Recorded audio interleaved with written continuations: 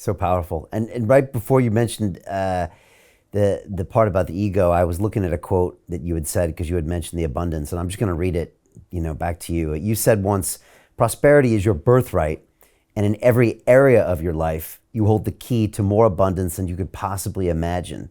In fact, anytime you imagine yourself living in abundance, you're actually determining your life through this most powerful natural law, which is the law of attraction.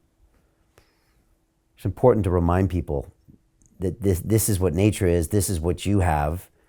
And when you start thinking these other thoughts and talking about the recession and talking about the lack, you're focusing on that, but that isn't the natural state, is what you're saying. Natural state is all this No. other wonderful stuff.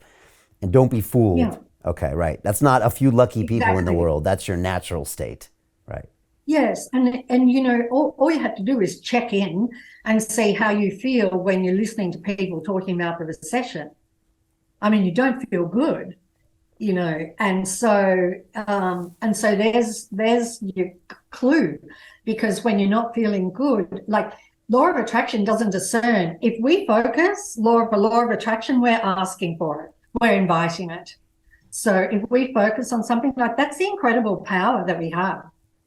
Wherever we put our focus, we will create. So if we can see something here in our mind, and I think Bob Proctor said this in The Secret, see it in your mind and you'll hold it in your hand. And it's the opposite to what we would think. We just think we have to do all this action in the world. We've got to kind of force the world into shape. No, that is not the way to do it. See it here, sit on your sofa, sit on your chair, see it here, feel it here as though it is done, and then move out into the world. And the universe will just part seas for you. Like, it's absolutely miraculous when you're seeing it happening. With The Secret, like, I just couldn't believe it. What took place with The Secret, like the way that it spread and what happened, I mean, was absolutely incredible. But we had seen it all in our mind first. And what do you say to the critics that come in and say, well, that you can't just sit on your sofa, Rhonda, and think about $1 million and it comes into your account? I'm sure you've heard all these people before. And they say, well, it's not that simple. And I tried it myself and it didn't work. And I know someone it didn't work, and that's why they stopped doing The Secret. And what do you say to the people, the logical people, the people from the normal world that look at this and just, they throw it under the bus. They say that's just a bunch of woo-woo stuff that doesn't work. I'm totally fine with them feeling that way and coming to that conclusion. I'm not looking to have a world where everybody thinks the same and believes the same. And I think that's one problem we have in the world, is that there's an expectation of people. You need to believe what I believe, otherwise you should be stamped out. And I just think for all of those people who have tried it and it doesn't work for them, and they're saying it doesn't work for them because the law is infallible, but they're saying it doesn't work for them. I am saying that's fine. You get to choose how you want to live. And I'm sharing this with you. You can take it or you don't have to take it.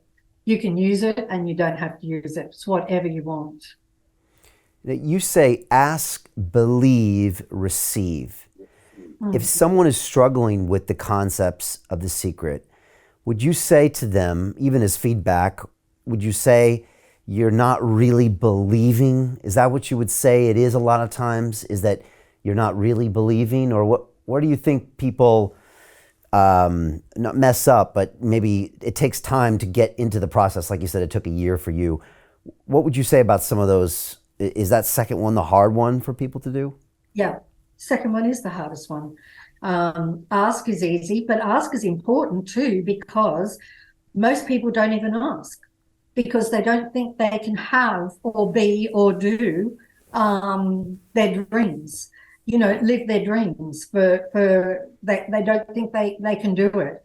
And so ask is really important, because ask is like saying everything is possible and there are no limits. So ask for what you want. And so get really clear about what you want and write that down, and write it down or just get clear about it. And then you need to believe that you have it already. Okay. Now, with the ask, I just want to clarify this because you said this before. I think you can't just say I want to be rich. You're like, be specific. Like, I want X amount, or I want this to happen, or I want this You say to be specific, right? Like, you can, yes.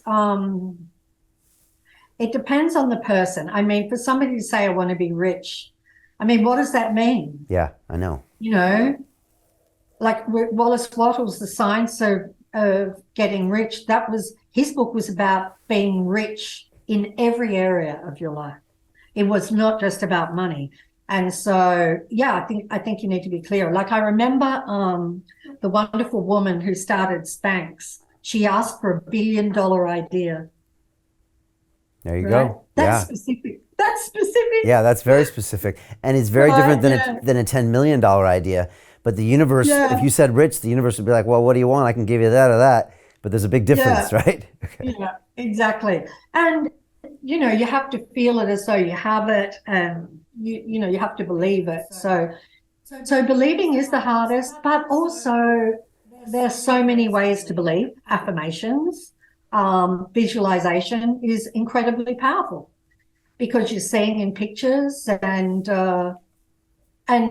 law of attraction is responding to that. Like, if you visualize something, it would absolutely manifest if you did not have a thought that contradicted what you visualized. It would manifest fast. So the important thing is not to have any contradictory thoughts, like, it hasn't arrived yet. Because law of attraction is duplicating everything. So if you're thinking it hasn't arrived yet, law of attraction will make sure it hasn't arrived yet. Right. So it's like an echo, you know. It's like everything. It's taking every single thought that we believe and presenting it in our life. The greedy bankers are about to do it again. In 2008, they crashed our financial system and nearly bankrupted the entire global economy. Then they received trillions of dollars in government bailouts. And after, they demanded fat bonuses paid for by you, the taxpayer. It turns out the banks haven't just been screwing the American taxpayers, they're also screwing over their investors. Turns out the banking industry is the worst place you could put your money, despite enormous taxpayer bailouts. Now the bankers are back to take away your financial freedom. They lie and tell you that cryptocurrency isn't safe. They try to make it illegal for you to choose how to invest your hard-earned money. They lie and say cryptocurrency is used by money launderers and criminals. But look at the record. It's the banks themselves that launder hundreds of billions of dollars every year to the biggest criminal operations in the world. Leaked documents have revealed how some UK banks have helped criminals, money launderers and Russians under sanctions. American authorities discovered that the Sinaloa cartel moved $881 million through HSBC accounts as bank officials turned a blind eye to the illegality. The bankers lie and say cryptocurrency is not a real investment. Meanwhile, the smartest CEOs in the world are buying billions and billions of it. The truth is that banks lie about cryptocurrency because it makes them scared. The banks take $9 trillion per year of your hard-earned money, and they are worried that they will finally be exposed. They're scared because crypto means they can no longer control your money, which means they can no longer control you. They are scared because you might actually understand your money and intelligently decide what to do with it. Now is the time for us to come together, fight back, and take control. It's time to educate ourselves, our families, and our communities. Because financial education means financial freedom. We know that cryptocurrencies will help us build the new decentralized financial system of the future. A banking system that is of the people, by the people, and for the people. A banking system where access to finance is a fundamental human right. A banking system that is free and fair and welcomes all humans on this earth. The DeFi revolution is happening. We, the people, can no longer be fooled. We choose to take control of our finances. We choose to take control of our freedom. We choose to take control of our future. Join us, and let's take back our financial freedom forever.